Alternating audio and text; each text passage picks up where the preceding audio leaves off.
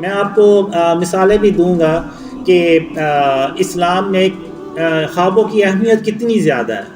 پہلی مثال میں دوں گا آپ کو کہ ہم ہر سال جو بڑی عید پہ قربانی کرتے ہیں وہ بھی ایک خواب کے نتیجے میں ہم کرتے ہیں۔ ابراہیم علیہ السلام کو خواب آیا تھا کہ وہ اپنے بیٹے اسماعیل کو اللہ کی راہ میں قربان کرتے ہیں۔ تو جب ابراہیم علیہ السلام جب یہ عمل کرنے لگے تو اللہ نے ارشاد فرمایا کہ بس ابراہیم، بس آپ نے اپنا خواب سچ کر دکھایا۔ تو اللہ نے ان کی جگہ ایک دمبا بھیج دیا جس کو ابراہیم علیہ السلام نے قربان کیا، اور وہ اللہ کو عمل اتنا پسند آیا کہ قیامت تک کے مسلمانوں کے لیے اللہ نے یہ فرض کر دیا کہ جو اس کی استطاعت رکھتا ہے وہ بھری عید پہ قربانی کرے۔ تو یہ بھی ایک خواب کا نتیجہ تھا۔ پھر اس کے بعد اگر آپ دیکھیں تو یوسف علیہ السلام، ان کو بھی خواب آیا، اور یوسف علیہ السلام کے دور میں کافر بادشاہ جس نے یوسف علیہ السلام پہ ظلم کیا، ان کو جیل میں بھیج دیا، اس ظالم بادشاہ کو ایک خواب آیا کہ 7 پتلی گائیں جو ہیں وہ 7 موٹی گایوں کو کھا رہی ہیں۔ تو اس وقت کسی کو اس کی تعبیر ہی نہیں سمجھ آئی۔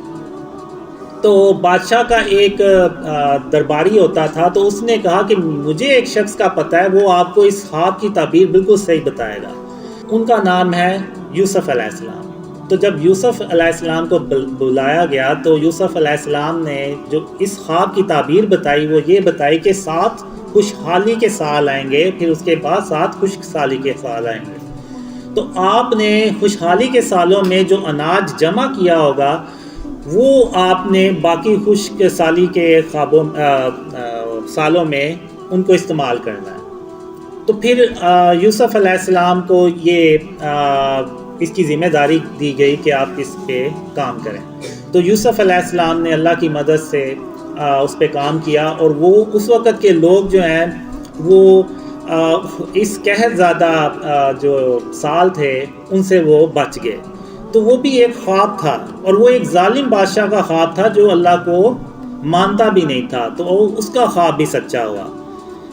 تو اس کے بعد اگر آپ دیکھیں تو جو اذان ہوتی ہے وہ بھی 3 صحابہ کو خوابوں میں آیا اذان کے بارے میں، جو ہم دن میں 5 بار سنتے ہیں۔ تو اب علماء کہیں گے کہ یہ نبیوں کے خواب تھے یا نبیوں نے اپروو کیے تھے خواب۔ وہ جو ظالم بادشاہ کو خواب آیا تھا وہ یوسف علیہ السلام یعنی اللہ کے نبی نے وہ خواب اپروو کیا تھا۔ تو چلیں یہ بھی مان لیتے ہیں، کیونکہ جو نبی کا خواب ہوتا ہے وہ وحی ہوتا ہے، بلکہ نبی جو ہوتے ہیں اللہ کے، ان کا ایک ایک بات، ایک ایک عمل وہ اللہ کی طرف سے ہوتا ہے۔ تو چلیں یہ بھی مان لیتے ہیں کہ وہ چونکہ نبیوں نے اپروو کیا تھا۔ تو اب میں ایک آپ کو ایسی مثال دوں گا جو یعنی خاتم النبیین محمد صلی اللہ علیہ وسلم کے بعد ایک آدمی کو خواب آیا تھا، اور وہ خواب اس وقت کے خلیفہ کے لیے بھی حجت بنا، اور اس وقت جو پوری امت تھی ان کے لیے بھی وہ حجت بنا۔ وہ خواب یہ کہ حضرت عمر رضی اللہ عنہ جب خلیفہ تھے تو ان کے دور میں قحط پڑ گیا، اور قحط اتنا زیادہ پڑ گیا کہ حضرت عمر رضی اللہ عنہ کو جو گورنرز تھے ان سب کو انہوں نے کام پہ لگا دیا کہ آپ جو ہے وہ اناج بھیجیں، اور جب آپ اناج بھیجیں اور یہ جو قحط جدھر پڑا ہوا ہے اس کو ہم کنٹرول کریں۔ تو حضرت عمر رضی اللہ عنہ نے پھر ایسا سسٹم بھی بنایا کہ گورنمنٹ کے لیول پہ 30,000 لوگوں کو، تقریباً 30,000 لوگوں کو مدینہ میں ہر روز کھانا کھلایا جاتا تھا، اور اتنا قحط تھا کہ حضرت عمر رضی اللہ عنہ کو وہ قانون جو محمد صلی اللہ علیہ وسلم نے بنایا تھا یعنی چور کا ہاتھ کاٹنا، اس کو بھی چینج کیا کہ قحط زیادہ علاقے میں یہ قانون لاگو ہی نہیں ہوتا۔ تو یعنی اتنا شدید وہ قحط تھا، اور کئی مہینوں تک وہ قحط چلا، اور وہ حضرت عمر رضی اللہ عنہ یعنی جو خلیفہ تھے ان کو بھی کوئی رستہ نہیں تھا مل رہا کہ ہم اس قحط سے کیسے باہر نکلیں۔ پھر اس وقت ایک آدمی کو جو عام شخص تھا اس کو خواب آیا. ان کی خواب میں حضرت محمد صلی اللہ علیہ وسلم آئے اور حضرت عمر رضی تعالیٰ عنہ کے لیے ایک پیغام بھیجا. وہ شخص حضرت عمر رضی تعالیٰ عنہ کے پاس گئے اور اپنا خواب انہوں نے حضرت عمر رضی تعالیٰ عنہ سے شیئر کیا، بیان کیا. تو اب آپ یہ دیکھیں کہ وہ ایک عام اس وقت کے انسان تھے. تو حضرت عمر رضی تعالیٰ عنہ نے ان سے یہ نہیں پوچھا آپ کی کریڈیبلٹی کیا ہے، آپ کی کیا یعنی حیثیت ہے، اس خواب کو میں کیوں مانوں. نہ حضرت عمر رضی تعالیٰ عنہ نے یہ کہا کہ نعوذ باللہ، کیونکہ ان کے دل میں کوئی کینہ اور بغض اور غرور تکبر تو نہیں تھا. تو نہ حضرت عمر رضی تعالیٰ عنہ نے یہ کہا کہ میں وہ ہوں جس کے بارے میں خود خاتم النبیین محمد صلی اللہ علیہ وسلم نے فرمایا کہ اگر ان کے بعد کوئی نبی ہوتا تو وہ حضرت عمر رضی تعالیٰ عنہ ہوتے. نہ حضرت عمر رضی تعالیٰ عنہ نے یہ کہا کہ میرے بارے میں حضرت محمد صلی اللہ علیہ وسلم نے خود یہ ارشاد فرمایا ہوا ہے کہ جہاں سے عمر گزرتا ہے وہاں شیطان اپنا رستہ ہی بدل لیتا ہے. اور نہ حضرت عمر رضی تعالیٰ عنہ نے یہ کہا کہ مجھے اللہ نے اپنی رحمت سے عشرہ مبشرہ میں شامل کیا. تو میں کیسے تم مجھے کیسے اپنا خواب جو ہے وہ اس طرح سے بتا رہے ہو. انہوں نے ایسا کوئی سوال نہیں پوچھا، کوئی ایسی بات نہیں کی. یہ جو میرے مخالفین ہیں جو ویڈیوز بناتے ہیں وہ کہ جی میری داڑھی نہیں ہے، میری نمازیں نہیں ہیں، اس کی کیا حیثیت ہے، اس کی کریڈیبلٹی کیا ہے، یہ تو دماغی طور پہ پاگل ہے اور پتہ نہیں کون سی کیسی باتیں کرتے ہیں. یعنی یہ ایسے باتیں کرتے ہیں جیسے پتہ نہیں دنیا کا جو علم ہے وہ اللہ نے نعوذ باللہ انہی کو صرف سکھایا اور کسی کے پاس نہیں ہے. تو حضرت عمر رضی تعالیٰ عنہ نے ایسی کوئی بات نہیں کی، بلکہ انہیں اپنی فکر ہو گئی کہ آخر میں نے ایسا کیا ہے کہ خاتم النبیین محمد صلی اللہ علیہ وسلم کو اب میرے خواب میں نہیں آئے بلکہ کسی دوسرے خواب کے بندے کے خواب میں آئے ہیں اور میرے لیے پیغام بھیجا ہے. تو آخر مجھ سے ایسی کیا بات ہو گئی. تو پھر اس کے بعد حضرت عمر رضی تعالیٰ عنہ نے اس خواب کے بارے میں باقی صحابہ سے مشورہ بھی کیا.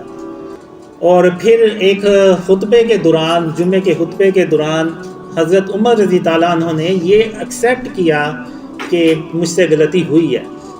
تو ہم اب جو ہے نا اللہ سے نماز استسقاء پڑھیں گے، یعنی اللہ سے دعا کریں گے، نماز پڑھیں گے کہ اللہ بارش برسائے. تو اس کے بعد پھر حضرت عمر رضی تعالیٰ عنہ نے نماز پڑھی اور اللہ سے دعا کی، اور اس کے چند دنوں کے بعد بارشوں کا سلسلہ شروع ہو گیا اور وہ قحط ختم ہو گیا. یعنی اگر آپ دیکھیں تو ایک عام سے انسان کو ایک خواب آیا، اور وہ ایک عام سے انسان کا خواب اس وقت کے خلیفہ کے لیے حجت بنا، اور نہ صرف اس خلیفہ کے لیے حجت بنا بلکہ پوری امت کے لیے حجت بنا. بلکہ وہ میں تو یہ کہوں گا کہ اللہ نے اس کا خواب قیامت تک کے لیے اس امت کے لیے حجت بنا دیا. تو جب اس انسان کا جو خواب ہے وہ حجت بنا ایک خلیفہ کے لیے، پوری امت کے لیے، تو جو میرے خواب ہیں یہ بھی تو پوری امت کے لیے حجت بن سکتے ہیں. خاص طور پہ جب عمران خان کے بارے میں مجھے خواب آئے کہ عمران خان نے شرک کر کے، قبر کو سجدہ کر کے شرک کیا ہے، بلکہ شرک اکبر کیا ہے، تو یہ میرا خواب عمران خان کے لیے بھی حجت تھا. تو اب یہ جو آپ کو میں نے مثال بنائی ہے، اب ضروری نہیں ہے کہ اگر اس مثال سے ہمیں کوئی فائدہ یا ہماری زندگی میں کوئی اس کا ہمیں ضرورت نہیں پڑی تو کسی کو بھی نہیں پڑی ہوگی. اگر آپ تاریخ دیکھیں تو بڑے بڑے لیڈر گزرے ہیں، ارطغرل، عثمان، محمود غزنوی، ٹیپو سلطان، ان کے اوپر بھی کئی بار مشکل وقت آئے ہوں گے. تو انہوں نے بھی اس وقت ہو سکتا ہے اپنے آپ کو یہ کہہ کے حوصلہ دیا ہو کہ حضرت عمر رضی تعالیٰ عنہ پہ جب مشکل وقت آیا تو انہوں نے بھی اللہ پہ توکل کیا اور اللہ سے دعا کی اور اللہ سے مدد مانگی، تو اللہ نے بارش کر دی اور وہ قحط ختم ہو گیا.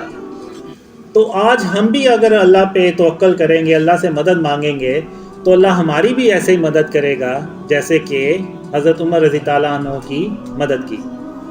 تو یہ ہو سکتا ہے کتنے لیڈرز گزرے ہوں ان کے لیے یہ خواب حجت بنا، بلکہ یہ خواب میرے لیے بھی حجت بنتا ہے. میں جو دعویٰ نہیں کرتا، اب لوگ کہتے ہیں کہ جی میرے بارے میں ایسے جھوٹے کہیں ہوئے ہیں کہ جی میں نے کوئی دعویٰ کیا. آپ مجھے کوئی ایک ویڈیو کلپ دکھائیں، کوئی آڈیو کلپ دکھا دیں کہ جہاں پہ میں نے کوئی دعویٰ کیا.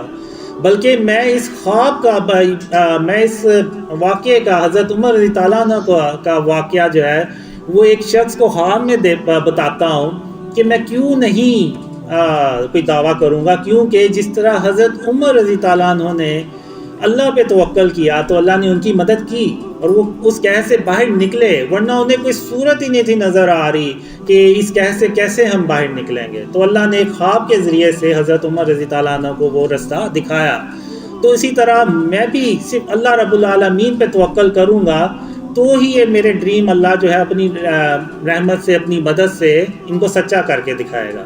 ورنہ میں بھی اللہ کے سوا نعوذ باللہ کسی اور پہ توکل کر دوں تو پھر بھول جائیں کہ یہ خواب کبھی سچے ہوں گے یا پھر کبھی پھیلیں گے. تو یہ صرف اس لیے پھیل رہے ہیں، صرف اس لیے ہو رہا ہے سب کچھ کہ یہ اللہ کی رحمت ہے اور اس کی مہربانی ہے کہ اس نے مجھے اپنے اوپر توکل کرنے کے لیے میرا دل جو ہے وہ مضبوط کیا. میں پھر علماء سے کہوں گا کہ آپ اس پہ کلیئر موقف دیں. ایسا نہ ہو کہ آپ لوگوں نے جو کہا ہوا ہے کہ خواب حجت نہیں ہوتے، اور کئی لوگ آپ کی بات پہ یقین کر کے تو اتنے برے کمنٹس کرتے ہیں نا، یعنی اتنی برے میں علماء سے کہوں گا آپ ذرا ان ویڈیوز پہ جا کے کمنٹس تو چیک کریں کہ وہ کمنٹس کیسے کرتے ہیں.